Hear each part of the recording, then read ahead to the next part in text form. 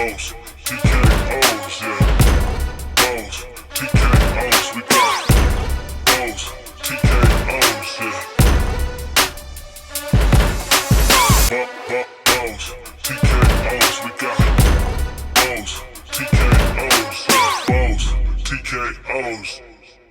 Bows and TKOs, we are live, episode 24, coming at you on this beautiful Friday evening as I'm your host, Shane Gillette, about to break down all of our MMA action, recapping UFC 295, and I got to rock my Grizz gear. It's the Montana State rivalry game tomorrow, Brawl of the Wild, two of the top teams in FCS football. Super excited for that, as the winner will probably get the 2 seed in the FCS playoff format. So go Grizz, baby.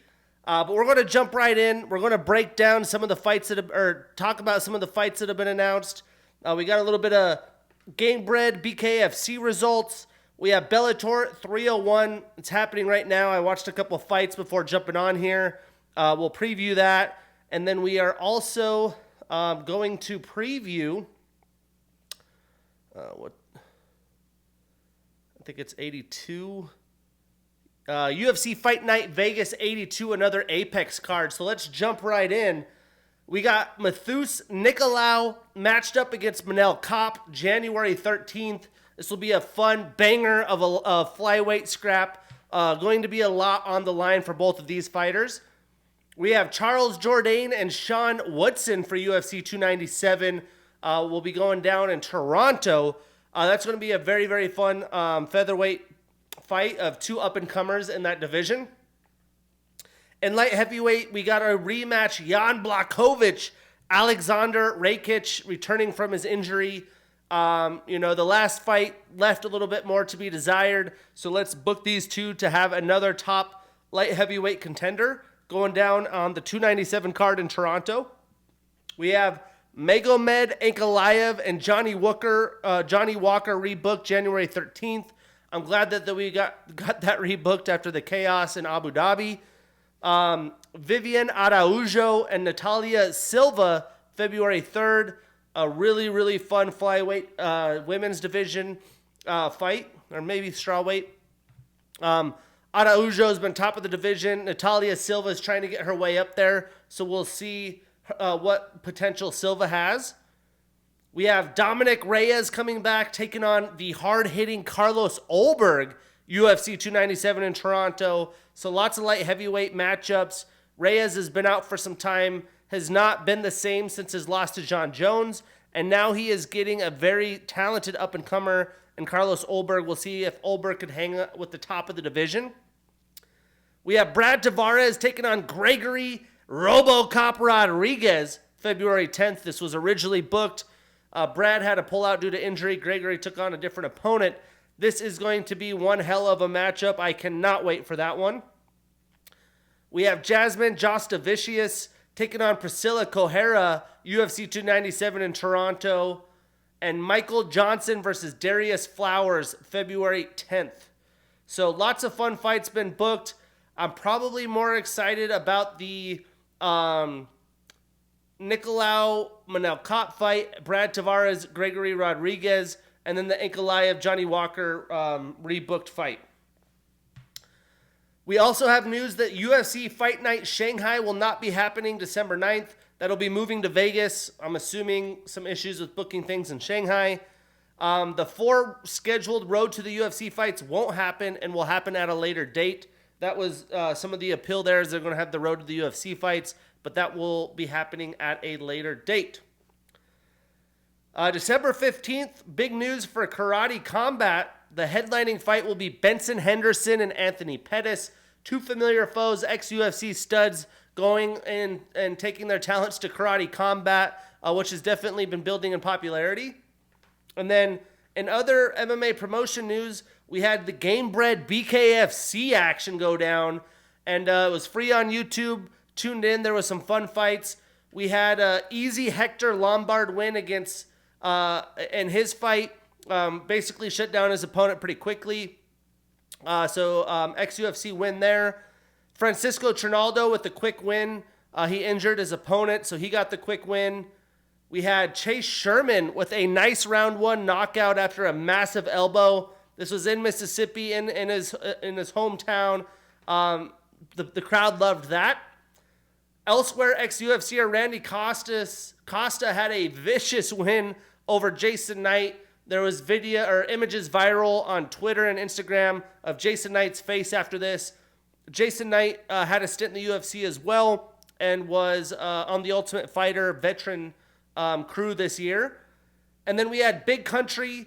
I thought he got robbed in a fight against Alan Belcher, one of the best heavyweight BKFC opponents.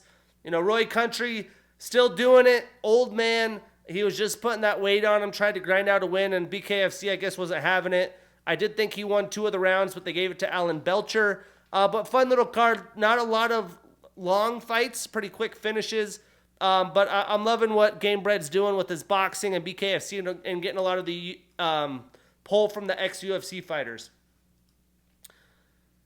Happening tonight in Chicago, Bellator 301. We're getting karate combat, Gamebred, BKFC, Bellator 301. Lots of fun things outside of the UFC. And this is a pretty big card. We have Patricky Freire versus Alexander Shahibli. I just don't know if Patricky's going to be able to get it done. He's older. Shabli looks great. He's younger in his prime. But that'll be a fun lightweight division of the former champion and the up-and-comer. We have Danny Sabatello versus Rafian Stotts. I would assume Stotts gets the win again, but Sabatello likes to grapple a lot, so it might be a grappling-heavy affair here. We have Sergio Pettis taking on Patchy Mix, probably the most intriguing fight. Definitely a clash of styles as Patchy's a grappler first. Sergio is known for his quick speed.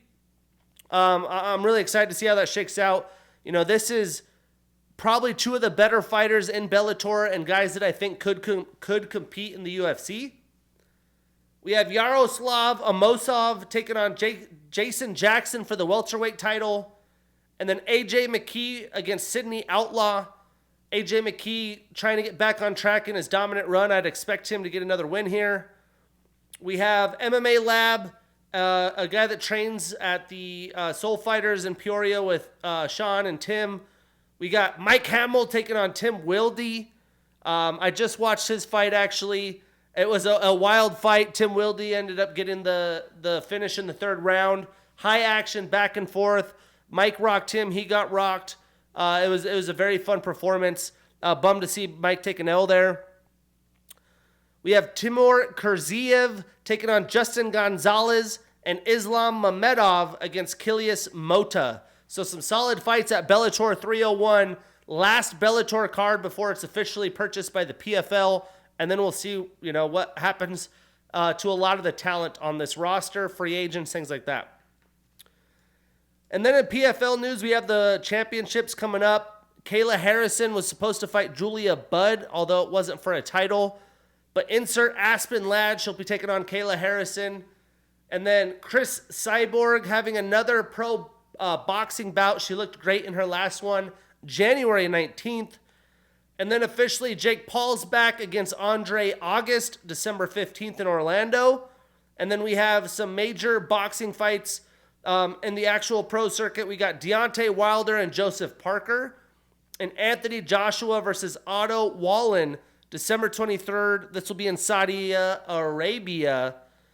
And for me, trying to get into boxing, I don't know Joseph Parker or Otto Wallen. It just seems like these guys can't put together consistent names in boxing. And for Jake, this is definitely a downward trend. I have no idea who Andre August is, but he is a pro boxer with a better record. So we'll see how that shakes out. But enough of this, kind of Bush League, JV League stuff. Let's talk UFC 295 MSG. And boy, did I feel the MSG pressure on my picks. This was the worst card in Bows and TKO's history for my picks. I had a friend in town. We watched it at a sports bar, and I was just laughing towards the end of the main card. I was like, dude, I've gotten all my picks wrong. As a podcaster, that's definitely defeating. Takes a little bit of the lore away as a fan, but it is what it is. We'll keep trekking forward. We went 3-7-1 last week. So now we are at 116-75-3. So still really good record overall, but a brutal weekend at MSG. So some good fights that we had. We had Joshua Van, the young bantamweight, with a unanimous decision over Kevin Borjas. Matus Rebecki with a round 1 submission via armbar over Roosevelt Roberts. Another Ultimate Fighter veteran, ex-UFC fighter trying to get a chance back, gets submitted via armbar. It was a short notice fight though. But we're going to kick this thing off in the prelims. We had Jared Gordon with a round 1 TKO over Mark Madsen. And this fight started exactly how I expected it to go. The Olympian Mark Madsen pushing the pace, coming at Jared, looking to get some clinch, looking to have some better strikes. And he was really, I thought, controlling majority of the first half. But then Jared Gordon tried to find ways to break into Mark's kind of defensive, he's got like an offensive shell that he uses as defense. And he landed a big uppercut that rocked Mark and really was able to get in for the finish there. So for Jared, first finish in a long time. I would say one of the better wins he's had in quite some time. Although Mark's almost 40, he's still a competitor, Olympian, I think freestyle or Greco-Roman wrestler. And he's shown that he can compete at a high level in the UFC. So huge win for Jared after all the bad things that have happened to him. The Pimblet, controversy, the headbutt against Bobby Green. So Jared's got to be feeling himself in MSG. You can't beat it. Statistically, Jared landed 54 total strikes, 36 of which were significant. He had a knockdown as well. And Mark had 46 total strikes, 35 of those were significant. So Jared finally gets some positives with his first win since August of last year and his first finish since his UFC debut. Now, Mark extends his losing streak to 2. He is 4-2 in the UFC since 2019. So what's next? I would love Jared to take on Diego Fieta. I think that would be a fun fight. And for Mark, if he does stay in the UFC and continues to fight, how about Brad Riddell, who has taken some time off, should be coming back, in the first half of next year. I think that would be an ideal fight for both men. Then in the prelims, we had Nazim Sadikov with a majority decision draw against Vyacheslav Borshev. And I took the Jared Gordon loss. I did pick Mark Madsen, and I picked Nazim, and this was a draw. I hate that we've had a few draws back-to-back weeks here. That's like the worst thing, especially the way these guys get paid, all the effort and energy put into these fights. But if there was a draw that I'm like kind of accepting, like, okay, I could understand where that comes from, I could understand that with this one. I thought, clearly Borshev rocked Sadikov early in round 1. He stole that round. I think round 2, Nazim almost finished Borshev. Clearly that round was to Nazim. And then round 3 was a little bit of chaos. Nazim probably had a better first half of the round. Vyacheslav had a better second half of the round.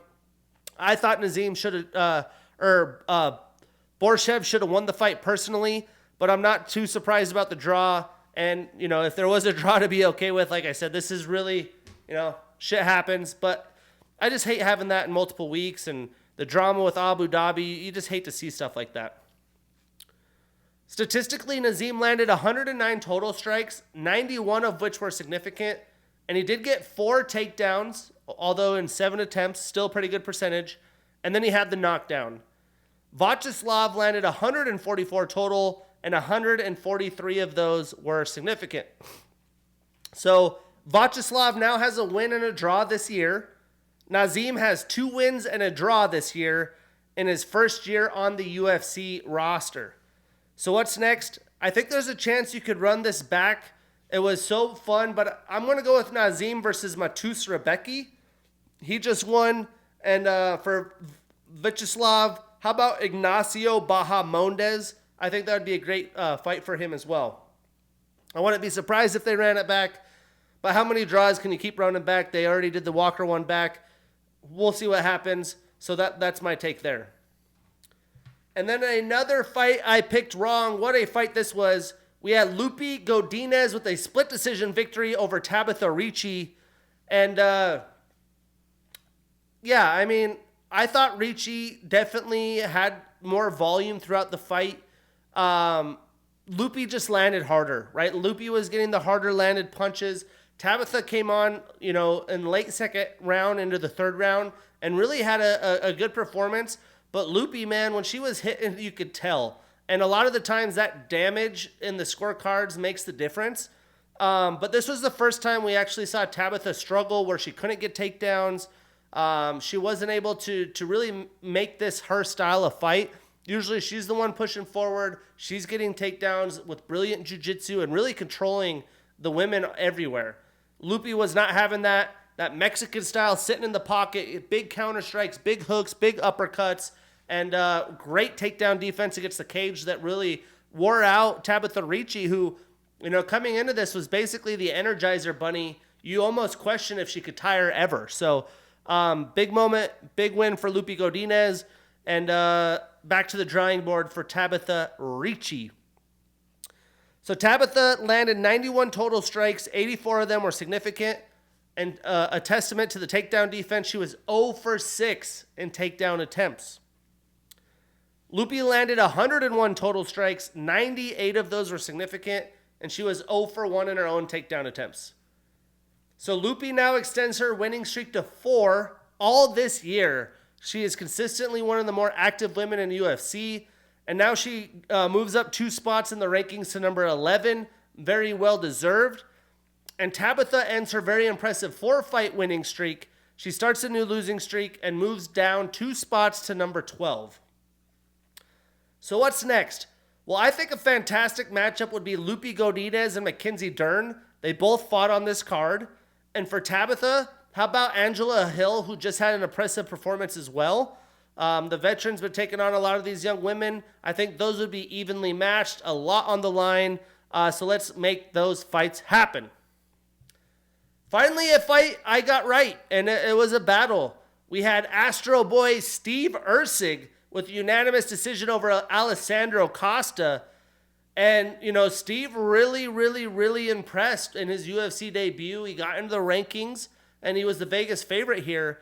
And Alessandro Costa, although is not your traditional fighter with textbook striking, he's one of those Brazilians that just high energy, durable, powerful, comes at you in all kind of crazy angles, not traditionally, and hard to prepare for. And that definitely rattled Steve a little bit because Alessandro had his moments. He really stood his ground and was able to mix things in well. And it was interesting seeing Steve have to battle through that. But he did. He did enough to win on the scorecards. He landed more strikes, and fight IQ and the better technical striking really got him the win here. When we look at the stats, Steve landed 104 total, 74 of which were significant. He had 1 takedown in 8 attempts, so not great there. And he did have a submission attempt and a reversal.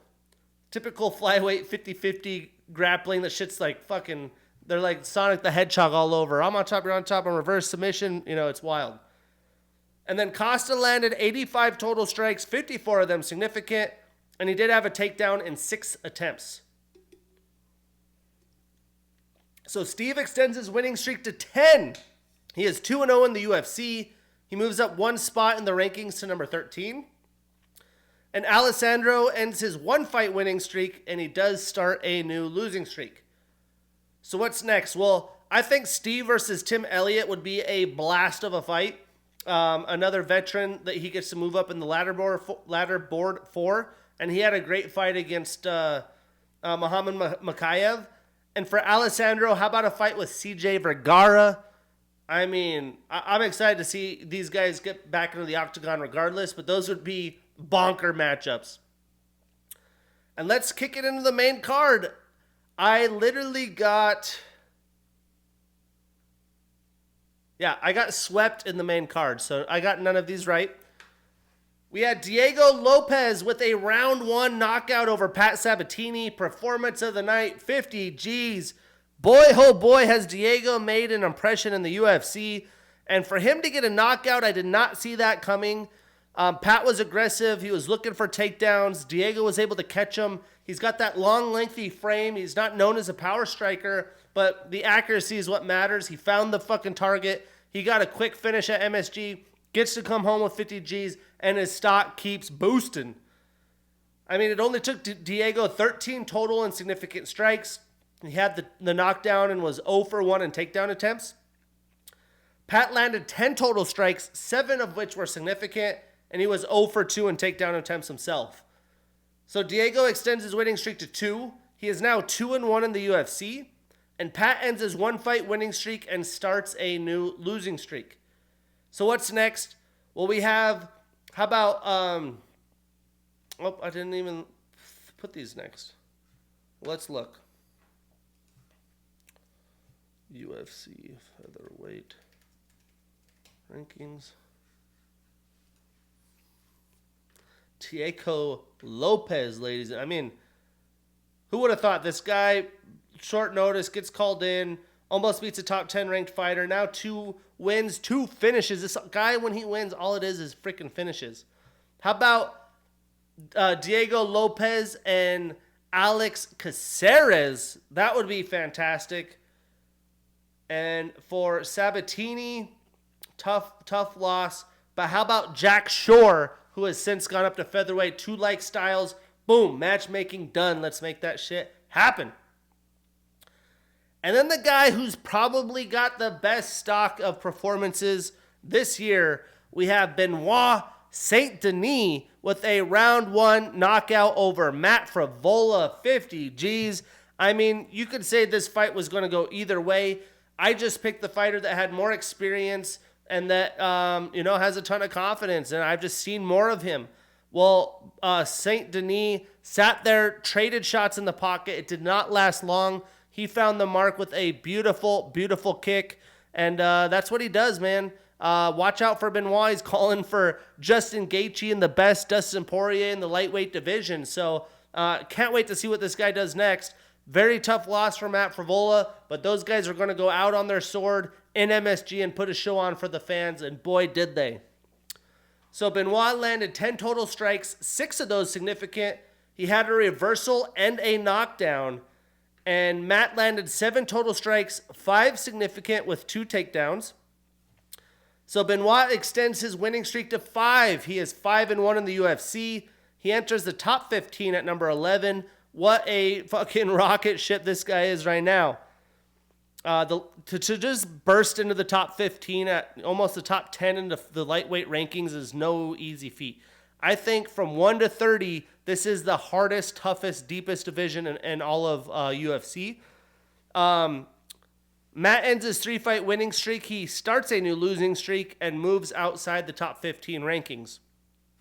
So Benoit is calling for some big names. I'm not giving him Justin Gaethje, but could you imagine Benoit versus Rafael Fiziev? I mean, come on. That's the fight to make. What a banger that would be. And for Matt, how about a showdown with Grant Dawson, who's also coming off a loss? I think those are win-wins. And how about the card? I mean, all the finishes. Let's see. I think there was 7 finishes. Let's see, 295. If you like to see finishes, I mean, this is as good as it gets. Again, that MSG energy, it's like big dick energy. These guys show up, they show out. And it all started early with the Jamal Emmers knockout. Then we had, right in the early prelims, the Jared Gordon knockout. So we had 1 finish, 2 finish in the first round, 3 in the first round, 4, 5, 6, 7, 8 finishes, 6 in the first round. I mean, whoo-wee! That's why they fight in New York. I'm going to have to try to catch a fight there. I'm going to have to build this podcast, get this shit going so I can go to these types of fights. I mean, Jesus. But moving on, in the women's strawweight division, we had Jessica Andrade with a round 2 TKO over Mackenzie Dern. Performance of the night, 50 G's. And this one hurts because I've been picking Jessica Andrade through her last couple losses. And then here she gets the win. And for me, the big thing that stuck out was that Mackenzie's striking has really not taken the step that I thought it would, or thought it had. She's obviously changed the gyms and coaches. She's going through the divorce. Supposedly Jessica Andrade is going through a divorce as well. I just don't think that she's leveled up there to be the best in the top of the division. That's why she gets up there. She almost makes you think she could be in the top 5 and do a championship picture. Then she gets outstruck by, not to throw shade on Jessica, but she is not the most technical striker. Lots of big hooks and wide loopy shots, not straight shots, no jabs. But that's all it took. I mean, she battered up Mackenzie. Mackenzie's tough, durable. She kept coming. But she's just not moving her head enough. She's not coming in with straight strikes. She's given a lot of tells on her strikes. And Jessica was able to take advantage of that. So it's really going to be interesting to see where Mackenzie Dern's game plan goes for her next fight. What kind of coaching is she going to get with? How is she going to take her game to the next level? Because there's clearly a big gap that she needs to fill. But it's got to be a great, sweet taste of victory for Jessica because it's been a little while. And I said Loopy's the most active fighter. I might have to say Jessica is. And supposedly, some of that's, they're paying off their other halves. Those divorces are not cheap. So statistically, Jessica landed 53 total and significant strikes. She had 4 knockdowns. She was just landed big old shots right on Mackenzie's freaking chin. And Mackenzie landed 50 total strikes, 49 of them significant, and she was 0 for 4 in takedown attempts. They were not great ones either. So Jessica ends her 3-fight winning streak. She starts a new winning streak. She stays at number 5 in both the flyweight and strawweight rankings. And Mackenzie ends her 1-fight winning streak and starts a new losing streak. She moves down 1 spot in the rankings to number 8. So it seems like Jessica is going to stay at the strawweight division. So if that's the case, why not let her fight Carla Esparza, who surprisingly hasn't fought her yet? In her 37 pro fights, you would think they have crossed paths for a while. Carla's the one who brought women's fighting to the UFC. She's been in the top of the division. I am honestly shocked that they had not fought. Maybe before the UFC, I didn't look that deep. But this would be a fantastic fight. Carla having a good year, coming off her marriage. She's going to be ready to rock. So let's make that one happen. And for Mackenzie, again, I think the fight with Loopy would be ideal. That would be the one to make and would be very intriguing. But moving on to the big dogs, the interim heavyweight title shot, Tom Aspinall with a round 1 knockout over Sergey Pavlovich, 50 G's. Golly, Tom Aspinall. Woo! I mean, I think the coolest trailer I ever saw was the Battle of Two Men, Stipe Miocic and Francis Ngannou. But if I'm looking at pure talent in the cage and just dangerousness, Tom Aspinall and Sergey Pavlovich are those dudes. They're going to be around for a long time, and I do not think this is the last time they will see each other. The fact that Tom was able to use his speed after getting one of those power shots that Sergey is usually ending people with, I mean, Tom ate that shit. On short notice, like we talked about Volkanovski, the feet, how crazy would this be? Who else just took the big short notice fight? It was on that card. Oh, jeez. Let me see here. 294.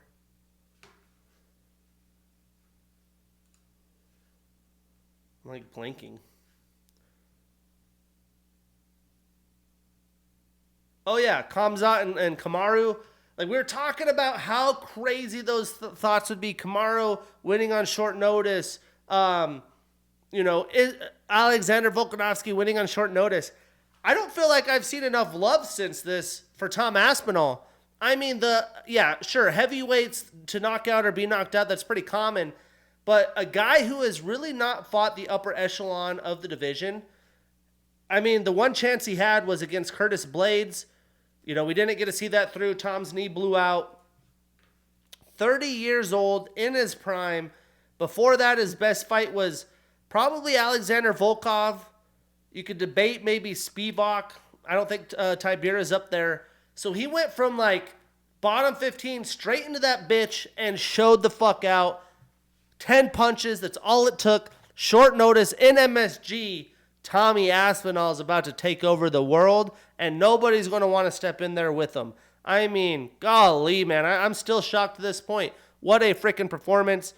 Again, stats, not much there. Sergey only landed one total and significant strike. Although it was significant, that's the biggest shot I've seen Tom eat. Very, very, impressed with that. And Tom landed 10 total and significant strikes with the knockdown.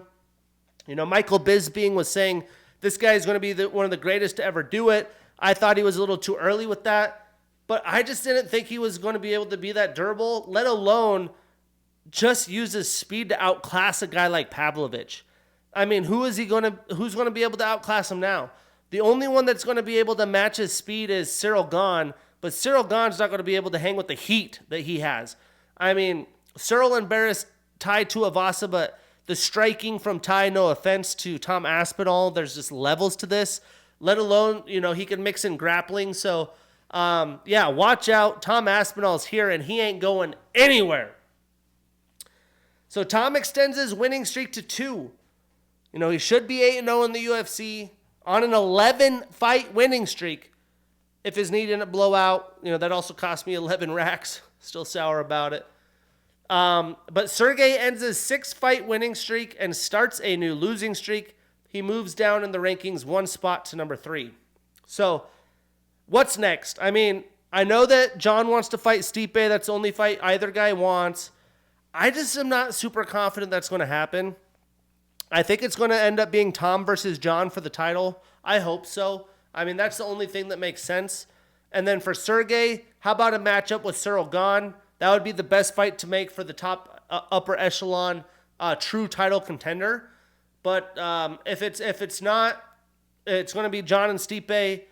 I'm not too sure what Tom's going to do. Does he wait? Like, he's young, he's in his prime, he barely fought there. Do you really want to wait? It's really a log jam, but I hope it just ends up being John and Tom. I think that's the best we're going to get there. And then in the main event, you want to talk about a guy that's not going anywhere.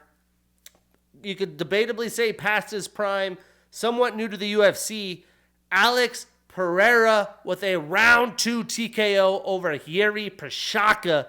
Performance of the night, 50 G's, the whole main card with those finishes, getting 50 G bonuses.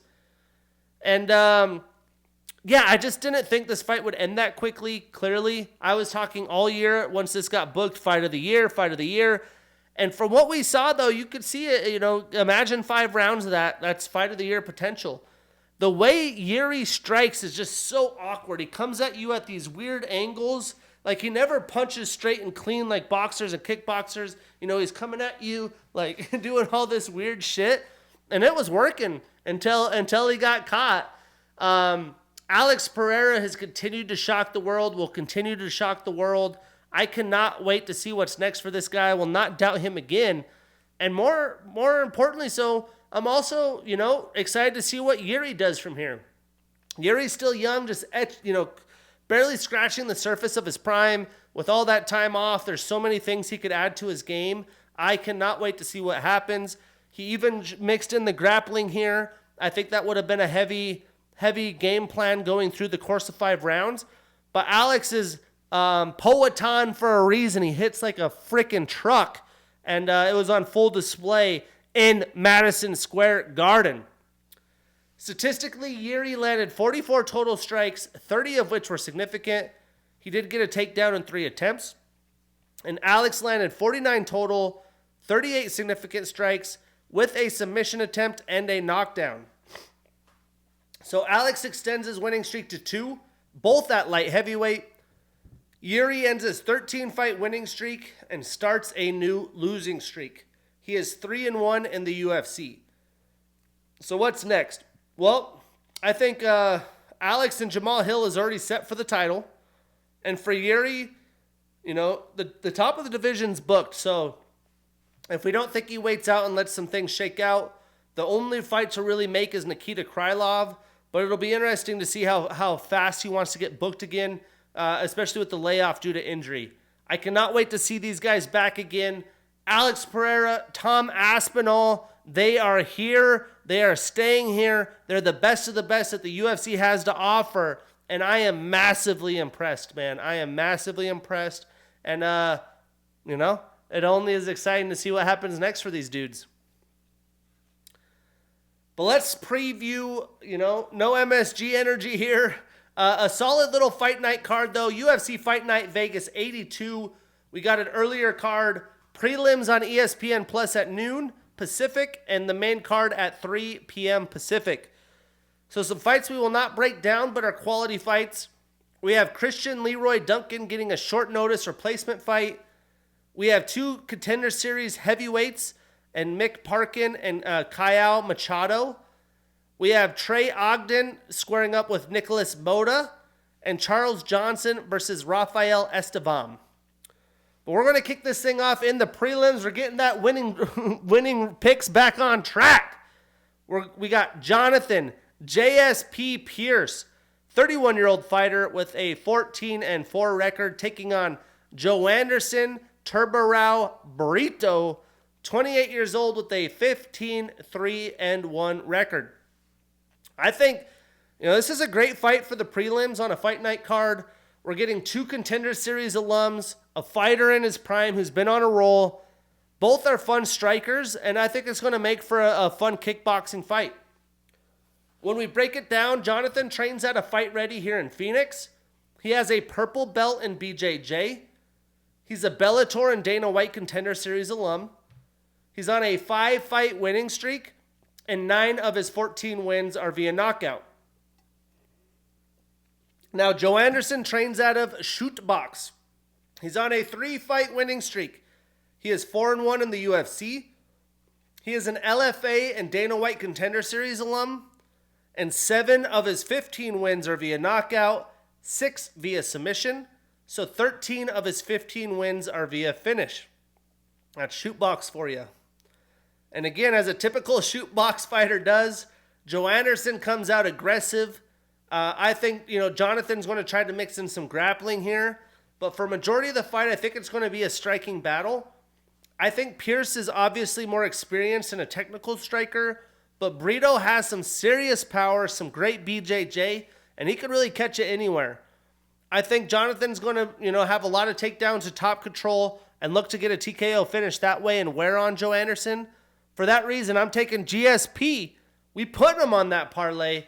We marking that ish down, and we getting that bread. Moving into the main card, we have Uros, the Dr. Medic, 30 years old with a 9-1 record, taking on Miktabek Oralbai, 25 years old with an 11-1-1 record. This is an interesting short notice fight. That's why we're still breaking it down. Uros Oralbai is making his UFC debut after back-to-back finishes in the LFA. So Uros is taking on a guy short notice that definitely has some potential here. Only 25 years old. That's a tough thing to take on short notice. Breaking it down, Uros trains out of King's MMA. He is on a 2-fight winning streak and is 4-1 in the UFC. He is a Contender Series alum, and 7 of his 9 wins are via knockout. Now, Miktabek is on a 6-fight winning streak. He is a PFL and LFA alum, impressive for 25. 6 of his 11 wins are via knockout, and 4 via submission. So 10 of his 11 wins are via finish. That's really good. Now again, weird situation for Uros on short notice, but I'm assuming Oralbai is going to try to wrestle, get top control, and smash his opponents. From what I've seen, he reminds me a little bit of Shavkat Rakhmonov. He's got that little bit of a style in him. His last knockout went viral on X, and it was a fucking wild knockout. I mean, this could end up being a very fun, wild scrap. Just like we had with Uros taking on Matthew Schemmelsberger. I saw that in Salt Lake City. And Uros is even an underdog versus a young newcomer. This is going to be interesting. Don't skip this fight. For, being safe after a bunch of L's last week, I'm going to take the experienced fighter in his prime. I'm going to take the doctor, but I am avoiding him on any parlays if possible, just because this Oralbai, too many question marks here for me. Then moving on, we have Luana Pinheiro, 29 years old with an 11-1 record and the number 9 next to her name, taking on Amanda Ribas, 30 years old with a 12-4 record and the number 11 next to her name. Now, this is a very fun and evenly matched fight. We get here between two Brazilian women in their prime. I would expect a high-paced, high-energy fight over the course of 3 rounds. Breaking it down, Luana has a black belt in judo, a purple belt in BJJ. She is a Brave and Contender Series alum. She's on a 9-fight winning streak. 4 of those are in the UFC, and 5 of her 11 wins are via submission. Now, Amanda trains out of American Top Team. She has a black belt in BJJ, a black belt in judo. She has a 3.5-inch reach advantage, and she is a Jungle Fight alum. She is on a 1-fight losing streak and is 1-2 since 2022. Now, Amanda has had a gauntlet of opponents since she came into the UFC. She's got the win over Mackenzie Dern, Paige Van Sant, a loss to Marina Rodriguez, a win against Virna Jandiroba, a loss against Caitlin Chukagian, and Macy Barber, and a win against Vivian Araujo. That is the best talent in the division. I really think that experience is going to help her out, but Luana is a hard hitter. She's going to look to get a takedown, maybe win this one on the mat, and I think Amanda's just going to be moving as much as she can, use that jab, use that volume, control the distance, and set up her other shots. And she showcased how durable she is. She may need that against Luana, as she's definitely a power striker. I am taking the more experienced Amanda Ribas. I am putting her on a parlay. We marking that ish down, and we getting that bread. Moving on. We got Peyton Talbot, 25 years old with a 1-0 record, taking on Nick Slick Aguirre, 27 years old with a 7-1 record.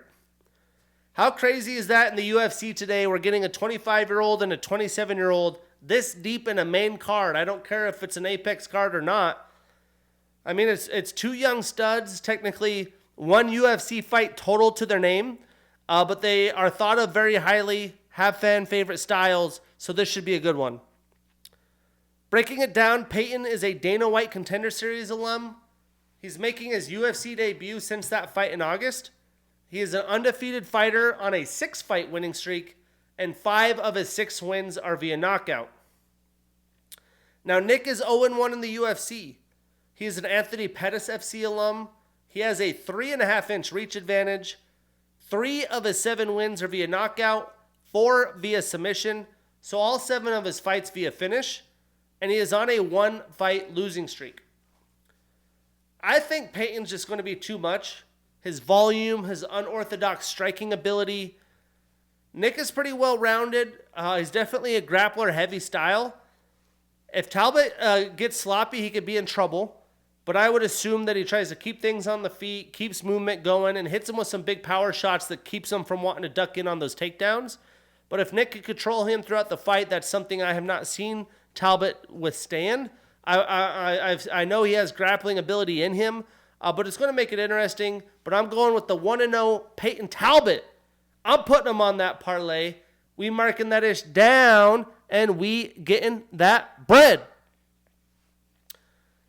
Moving on, we have Chase the Dream Hooper, with 24 years old with a 12-3-1 record, taking on Jordan the Monkey King Levitt, 28 years old with an 11-2 record. Now, this is a fun, interesting fight. We get one of the UFC babies who's been in the UFC for a while already, a young fighter hitting his stride, taking on a guy who's just about to enter his prime. I think this is a very well matched up fight between 2 well-rounded fighters. And breaking it down, Chase has a black belt in BJJ. He's on a 1-fight winning streak. He is a Contender Series, Cage Fury, Titan FC, and Island Fights alum. 5 of his 12 wins are via submission, 4 via knockout, so 9 of his 12 wins are via finish, and he does have a 3-inch reach advantage. Now, Jordan is a southpaw fighter. He trains out of Syndicate MMA. He has a purple belt in BJJ. He is an LFA and Contender Series alum. He's on a 1-fight winning streak and is 2-1 since 2022. 6 of his 11 wins are via submission. I do think Chase will have the striking advantage, clearly the reach advantage, and debatably will have the better MMA grappling. Both guys are good in BJJ. I think when it comes to mixing and takedowns against the cage, moving with the cage in your way, the whole idea of MMA grappling, that's where Chase has the advantage. Anything is possible when you go into a striking battle. But I do think Chase, although 24, has shown a ton of growth in his last year and a half of fighting. And I think we're going to see more of that on display. He's getting a guy that has some good experience and some quality fights and really is good pretty much everywhere. So this will be a good test for Chase. I believe in the Dream Hooper. I am picking him. I am putting him on that parlay. We marking that ish down, and we getting that bread. Moving on. What a couple fights these are. We got Michael Morales, 23 years old. Speaking about babies, an undefeated 15-0 fighter, taking on Jake, the Celtic Kid Matthews, 29 years old with a 19-6 record.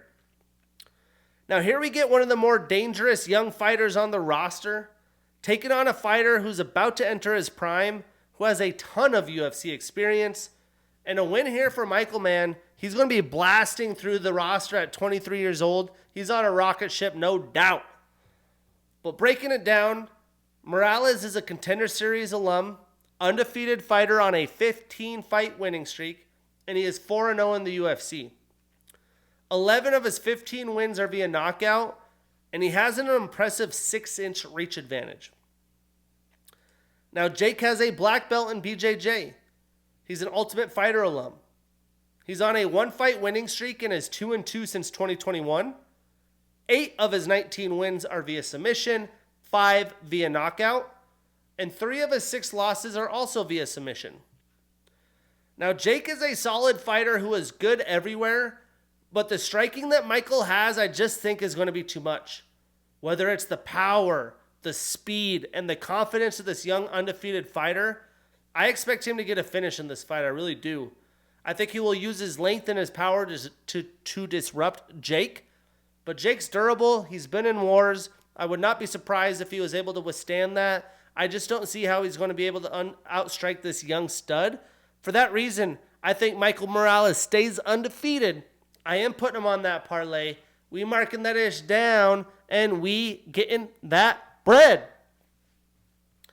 Moving on to the main event, we have Brendan All-In Allen, 27 years old with a 22-5 record and the number 10 next to his name, taking on Paul Bear Jew Craig, 35 years old with a 17-6-1 record and the number 13 next to his name. I mean, think about MMA in the past 3 years. This would never have been a thing. I mean, we have some dudes that are young as shit that it would have been impossible to be rostered on a UFC card years ago. I mean, we got Joe Anderson Brito and JSP 28-31. That's not crazy young. We have Oral By making his UFC debut at 25. We have Talbot 25, Nick Aguirre making his UFC debut at 27. Chase Hooper 24, Michael Morales 23. And then Brendan Allen, who's already a top 10 fighter at 27. The growth of this sport is crazy. It's a rocket ship. The next 3 to 4 years is going to be even crazier. The amount of talent coming in at a youthful age and how good they will be in their 30s is almost scary to think about. But looking at the main event here, I mean, we get a fun fight between two good strikers who have really improved in the striking. Brendan Allen, a lot more grappling, clinch heavy. Paul, he's the BJJ guy. But they've really come around with the striking and found a way to be efficient enough to mix it in. And Brendan Allen, nasty ground and MMA grappling game. You could say the same for Paul. He's good at striking off his back, good jiu-jitsu, getting lots of arm triangles, and triangle chokes in general. But Brendan has been been seen as an up-and-coming title contender for quite some time. He's not even in his prime yet. You know, he trains with a bunch of studs, and he's taken on a veteran here who's having a career resurgence. He's moved down to this division, and we'll see how he could do at the upper echelon. He had a very impressive win against Muniz.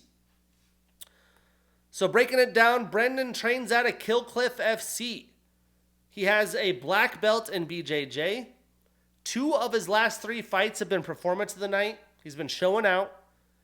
He's a Legacy FC, LFA alum and former champion, and is also a Contender Series alum. He's on a 5-fight winning streak, all since 2022. He's been active. He took a couple L's, wanted to get that out of his mouth, and kept coming along. And 13 of his 22 wins are via submission. Now, Paul has a black belt in BJJ. He won bronze in the 2015 Abu Dhabi Worlds. 5 of his last 9 fights have been performance of the night. 13 of his 17 wins are via submission, 4 via knockout, so all 17 via finish. 4 of his last 6 losses have been via knockout. He is on a 1-fight winning streak and is 2-2 since 2022, and this is only his 2nd fight at middleweight. Now, I thought Paul has looked good at middleweight. I just don't think he's going to be better with the striking, the clinch game, or MMA grappling than Allen. Could he catch him in a submission? You know, if Allen looks to take him down, I mean, that's definitely possible. But I think he's going to have to find a way to get those submission attempts off. If Brendan is controlling, getting that ground and pound, you know, he's going to be well trained, and I just don't see that quite happening. Maybe Paul will look to get some takedowns of his own. Maybe look to get a finish, you know, just come out slugging, look to get a finish as well. You never know with the Bear Jew. But I'm not putting money on that. Brendan Allen is just so freaking well-rounded. I think the young up-and-comer continues his winning ways. I'm taking Brendan. I am putting him on that parlay. We marking that ish down, and we getting that bread. What's next?